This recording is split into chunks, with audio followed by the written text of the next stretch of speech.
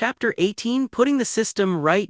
Ivan. Pakistan's checkered political history, alternating between martial law and sham democracy. The way to true democracy has been difficult, requiring travel on several different paths at once. Our main political parties have in reality been no more than family cults, a dynastic icon at their head. Remove the icon and the party evaporates. Hardly any of our political parties have been democratic on the inside, and therefore these parties never bother to hold genuine internal elections. The head of the party is the party. A party head appoints whom he or she wishes, almost always sycophants to party positions. These sycophants always look upward to the boss who appointed them rather than downward at the party workers who ought to elect them. I noted the absence of democracy at the grassroots level and the absence of effective checks and balances over the three power brokers of Pakistan: the president, the prime minister, and the army chief. These were the main impediments to sustainable democracy. Each of these problems needed to be solved. More broadly, when I took power, I knew that freedom needed to be spread to everyone and guaranteed. I will discuss the emancipation of women and other issues of rights in Part 6. But without a system that could produce true democracy, the sort that I have described earlier, one that gives rise to governments that improve the human condition continuously and significantly, none of the other changes would have made any difference. Former Prime Ministers Nawaz Sharif and Benazir Bhutto, who had twice been tried, been tested, and failed, had to be denied a third chance. They had misgoverned the nation. For 164, Putting the System Right. 165 Thermera, they would never allow their parties to develop a democratic tradition, as was clear from the fact that neither Benazir Bhutto's party nor Nawaz Sharif's had held internal elections. In fact, Benazir became her party's chairperson for life, in the tradition of the old African dictators. For both individuals, legal cases were pushing against them. All I had to do was make clear that the charges would not be dropped. Benazir Bhutto had already run away from the country and absconded from the law during Nawaz Sharif's time. Later, Nawaz Sharif and his family were happy to sign a deal with my government to go into voluntary exile in Saudi Arabia,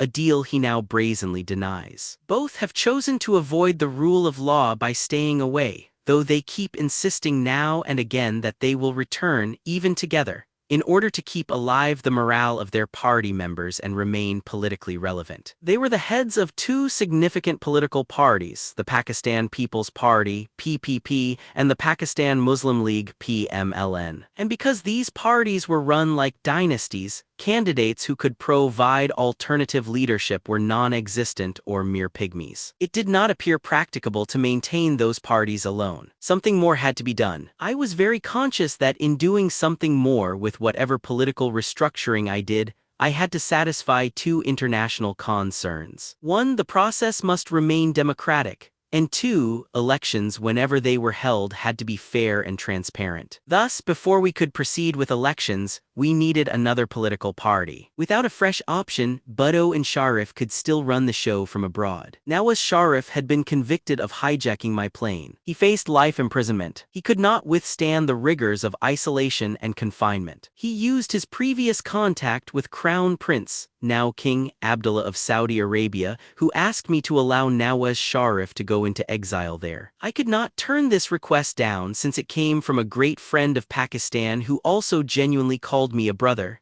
and I in return called him an elder brother. I also thought that sending the entire family of Nawaz Sharif out of the country might be politically advantageous. It would avoid the prolonged destabilizing 166 in the line of fire effect of a high-profile trial. I obliged. We struck a deal. I would give Nawaz Sharif a conditional pardon, and he and certain members of his family would go to Saudi Arabia for 10 years and remain out of politics. They would also give up some of their properties as reparation for their misdeeds. This deal was signed by all the elders of the Sharif family, including Nawaz Sharif, his brother Shahbaz Sharif, and their father. It must be said that Shahbaz Sharif initially refused to sign and did not want to leave Pakistan. But we could not have this partial acceptance. So anxious were Nawaz Sharif and his father for Nawaz to avoid serving the sentence that they persuaded the younger brother to sign. The entire family thus left for Jeddah. In retrospect, I now feel that the decision was absolutely correct and beneficial for Pakistan. It facilitated the creation of a new political party. In early 2006, Nawaz Sharif approached me through a very dear friend of mine for permission to go to London to be with his seriously ill son. Wishing the boy well, I readily agreed. Having reached London, however, Nawaz Sharif reneged on his promise not to indulge in politics. He showed a lack of character, launching a tirade of lies and distortions against me. Exile and isolation are an opportunity for introspection and critical self-analysis. Nawaz Sharif apparently learned nothing from his exile and failed to grow intellectually or politically. I needed a national political party to support my agenda. I had the option of forming a new party, but I decided, and the emotion of a Saul deer had a lot to do with this,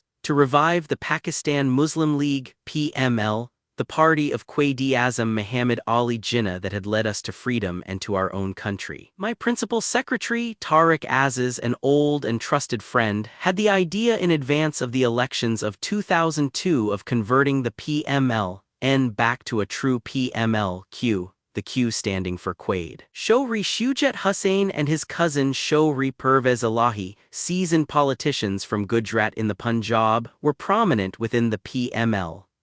Tariq Aziz's idea was to encourage them to reconstitute the PML-N into the PML-Q. The Showri cousins had been victims of some mudslinging, but they were good men. I agreed to the proposal. Tariq Aziz then introduced them to me, and I asked them to spearhead the effort to galvanize and putting the system right 167 reinvent the Muslim League. I must say to their credit that they demonstrated complete commitment to my cause and tremendous grassroots political skills. They reinvigorated the PML and identified it with Quaid-e-Azam by adding the Q. Most of the members of PML joined the fold of the new PML-Q with Showri Shujet as the president. What was left of the party called itself PMLN to identify itself with Nawaz Sharif. I realize, however, that many joined the new party because of mere support of and commitment to me. I must also acknowledge the active role played by my friend Tariq Aziz in drawing people to me. He showed complete loyalty to me personally and to my agenda. Thus, PML-Q was formally launched on August 20, 2002,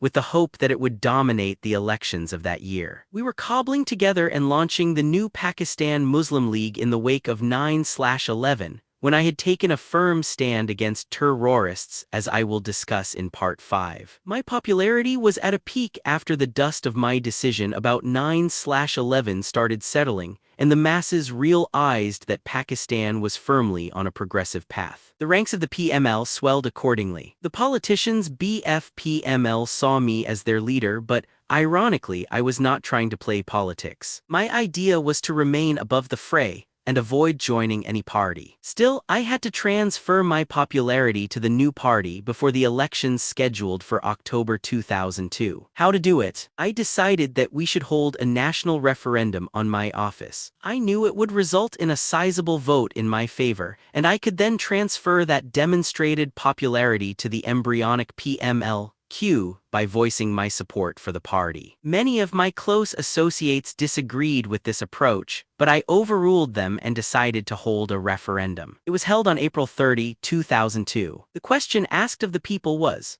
for the survival of the local government system, establishment of democracy, continuity of reforms, end to sectarianism and extremism, and to fulfill the vision of Quaid-e-Azam, would you like to elect President General Pervez Musharraf as President of Pakistan for 5 years? 168 in the line of fire, the referendum went smoothly. There was a very high turnout, and the overall count was very strongly in my favor. There were some irregularities though. I found that in some places over-enthusiastic administrative officials and bureaucrats had allowed people to vote more than once, and had even filled out ballot papers themselves. I also later found that this absolutely unwarranted support was helped along by the opposition in certain areas where they have a hold, and where they stuffed ballot boxes in my favor S6 as to provide supposed evidence for claims of foul play. The whole exercise ended in a near catastrophe. In retrospect, I realize that in Pakistan, unless there is an opposition candidate or an alternative party that can monitor the process,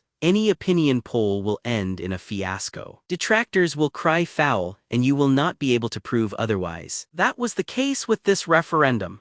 It placed inordinate demands on the dedication, honesty, and integrity of individual polling staff and the administration. Finally, in a national broadcast, I had to come clean. I thanked the people for their support, but also admitted that some excesses had indeed taken place without my knowledge or consent. I took full responsibility for them and for the wrong decision of the referendum in the first place, and offered my deep regrets. Telling the truth, however unpleasant, gives the public the chance to forgive and forget. But tell lies, as our politicians habitually do, and the people will punish you. As the election of October 2002 approached, I involved myself more and more in political issues. I soon realized that political reforms in some areas were a sheer necessity. The first amendment I proposed was to reduce the voting age from 21 to 18 years. After all, if young people can be considered mature enough to get married at 18 or to get a driver's license, why can they not be responsible enough to vote? Thus we decided to empower youth. Women, I have always believed, suffer special discrimination in the male chauvinist world, especially in developing countries. Redressing this problem at its core would require political empowerment. We created 60 reserved seats for women to mitigate the acute gender imbalance in the National Assembly,